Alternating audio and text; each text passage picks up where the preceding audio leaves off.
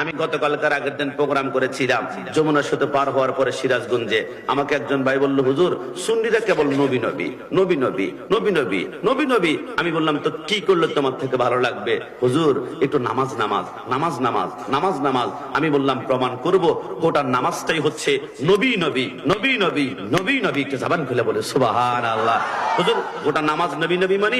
আমি বললাম, তাহলে বলো ফজরের নামাজ কত রাকাত? বললো 4 রাকাত। আমি বললাম, ভেঙ্গে বলো 2 রাকাত 2 রাকাত করে। বলে প্রথম 2 রাকাত সুন্নাত, এরপরে 2 রাকাত ফরজ। আমি বললাম, তুমি চিন্তা করো তো, প্রথম সুন্নাত, সুন্নাত মানে হচ্ছে নবী, ফরজ মানে হচ্ছে আল্লাহ। তো আল্লাহ প্রথম সুন্নাত কেন দিয়েছেন?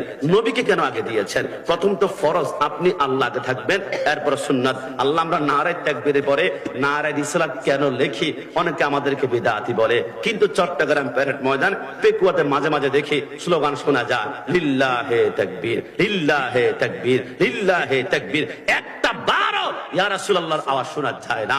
আমি দায়িত্ব নিয়ে বলছি, মাইকের আওয়াজ সামনে পিছনে ডানে বামে যতটুকু যায়। অনেকবার আজকে প্যান্ডেলে আসবে না দোস্ত, আমাদের প্রেমেশিয়া স্টুডেন্ট ভাইদের মাহফিলে যাবি না?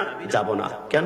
এটা বিদআতীদের মাহফিল, এটা মাজার পূজারীদের মাহফিল, এটা ভণ্ডদের মাহফিল। আমি বললাম, ভাই আল্লাহর কসম দায়িত্ব নিয়ে বলছি, যে এই প্যান্ডেলে লিল্লাহে তাকবীর 100 বার শোনা যায়, কিন্তু একবারও ইয়া রাসূলুল্লাহ ইয়া রাসূলুল্লাহ ইয়া রাসূলুল্লাহ শোনা যায় না।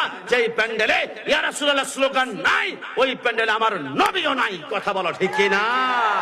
যে প্যান্ডেলে ইয়া রাসূলুল্লাহ নাই, ওই প্যান্ডেলে আমার নবী নাই। যেই প্যান্ডেলে আমার নবী নাই, ওই প্যান্ডেলে রাহমাতুল লিল আলামিনের রহমতও নাই। যেই প্যান্ডেলে রহমত থাকবে না, ওই প্যান্ডেলের যুবক ওয়াজ শুনবে, মাথায় টুপি দিবে, মুখে দাড়ি থাকবে, গায়ে পাঞ্জাবি থাকবে, পরনে পাজামা থাকবে, নামাজও পড়বে। নামাজ শেষ করে টঙ্গীর ইজতেমার ময়দান দখল করার জন্য 2 গ্রুপে মারামারি করে 2 জনকে মার্ডার করবে।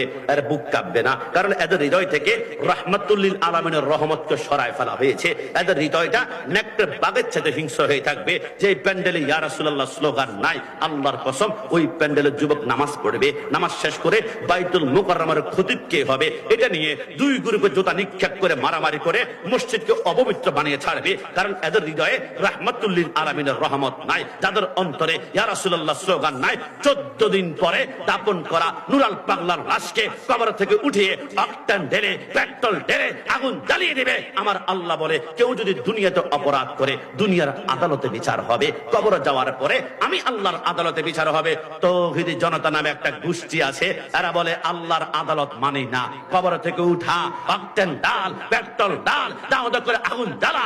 আল্লাহর কসম, যাদের অন্তরে ইয়া রাসূলুল্লাহ স্লোগান নাই, এরা নামাজ পড়বে, নামাজ শেষ করে তারা আল্লাহর ওলির মাজারে হামলা করবে।